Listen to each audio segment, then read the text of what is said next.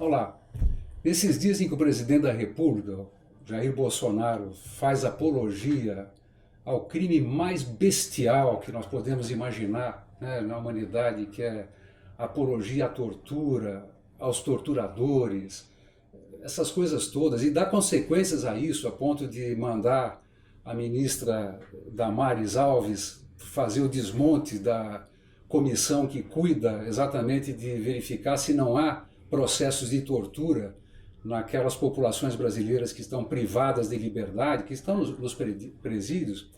Me lembrou uma história que acho que vale a pena aqui contar. Em 1977 eu era estudante da PUC, né, em São Paulo.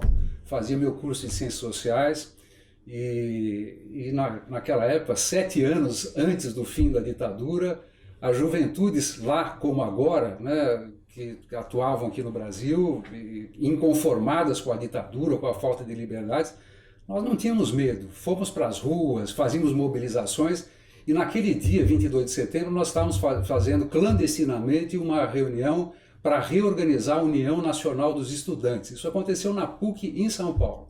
À noite, foi organizado um ato público basicamente para festejar a reorganização da UNE, mas eis quando, por volta das 8 horas da noite, nós começamos a perceber o enorme cerco do aparato repressivo que se dava exatamente em relação à PUC de São Paulo. Comandados pelo coronel Erasmo Dias, que naquela época, embora seja uma pessoa do Exército, era o secretário de Segurança Pública de São Paulo, nós tivemos ali um aparato repressivo, né, um aparato de violência do Estado contra os estudantes, que é conhecido de todos, né, a famosa invasão da PUC, que destruiu a PUC, né, as suas instalações, e ali fomos presos mais de 500 estudantes, alguns dos quais eram efetivamente militantes da causa, né, da causa pela democracia, e tantos outros eram estudantes que estavam lá, estudando, mas foram assim mesmo capturados pelo Erasmo Dias. Bom,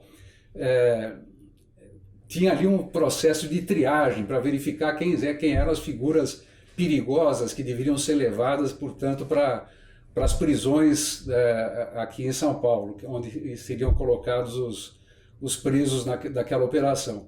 E logo quando eu fui me apresentar, apresentei com a minha identificação na PUC, imediatamente eu fui agarrado, né, pelos policiais ali presentes, atirado ao chão, e imediatamente veio sobre mim, né, com 2 armas apontadas para mim, que estava no chão, o coronel Erasmo Dias, vestido com o seu indefectível terno de linho branco, né, mas com 2 revólveres, um em cada mão, dizendo: "Vou te matar, seu comunista, filha da puta!"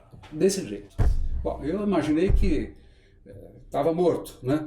Mas, enfim, as coisas não eram tão organizadas da parte da repressão, de tal maneira que eu, né, e mais de 500 estudantes acabamos sendo transportados de ônibus municipais, presos, para o batalhão Tobias de Aguiar.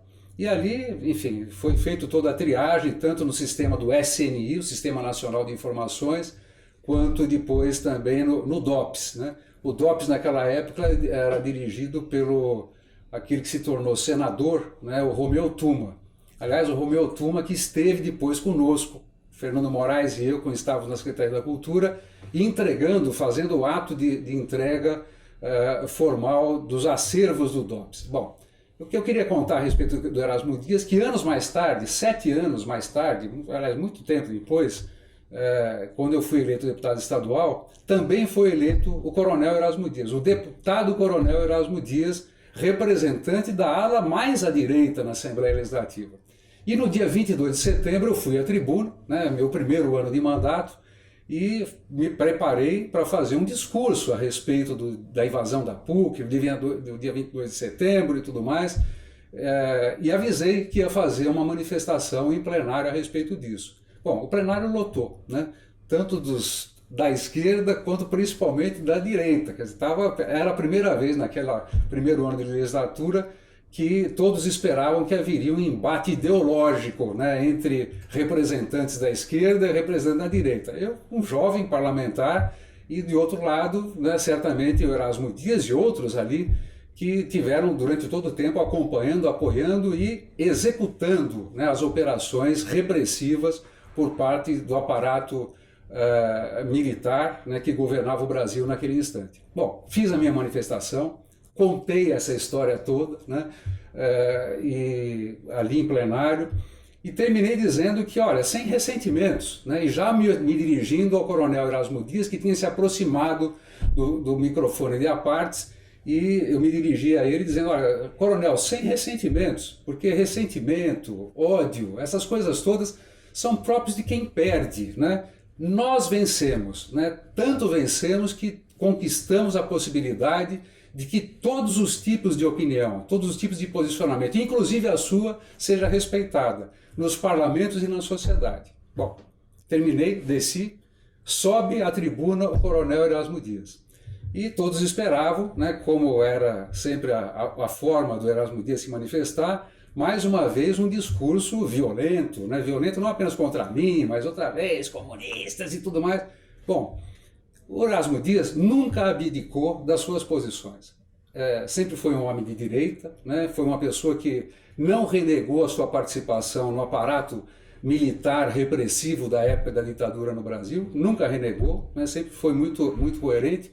Mas ele terminou a fala dele de uma forma absolutamente surpreendente, dizendo que ele se arrependia de ter participado como comandante de atos como aquele da invasão da PUC de São Paulo.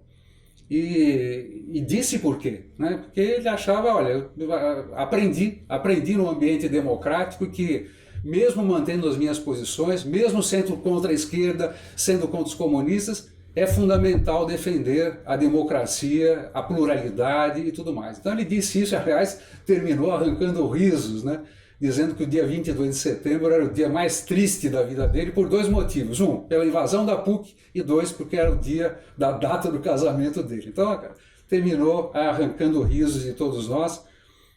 Eu chamo a atenção para essa história porque muitos aprenderam, né, muitos inclusive daqueles que participaram apoiando ou sendo simpáticos à ditadura militar.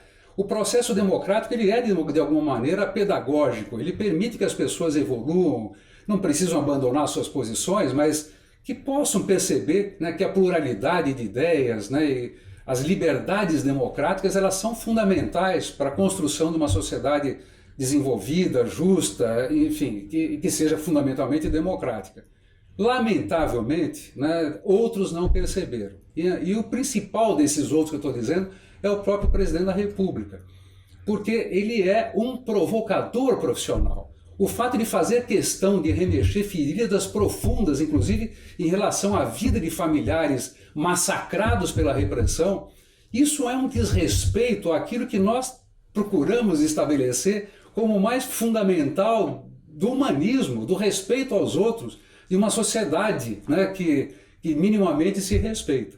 Então, eu vejo que não há solução para esse caso, né, quer dizer, pessoas como o Bolsonaro, que inclusive participaram durante mais de 30 anos do ambiente democrático parlamentar, né, que respeita a posição das mais diversas, é incapaz de compreender, né, e somente a mobilização nossa, né, gerando proximidades, encontros e afetos importantes em relação à política, mais ainda, eu acho que a tarefa de todos nós, quando uma ameaça tão violenta, quando tudo aquilo que nós acreditamos se alevanta, como é o caso das forças bolsonaristas aqui no Brasil, que eu considero absolutamente e nitidamente fascistas, a nossa posição deve ser uma posição como era no passado, né?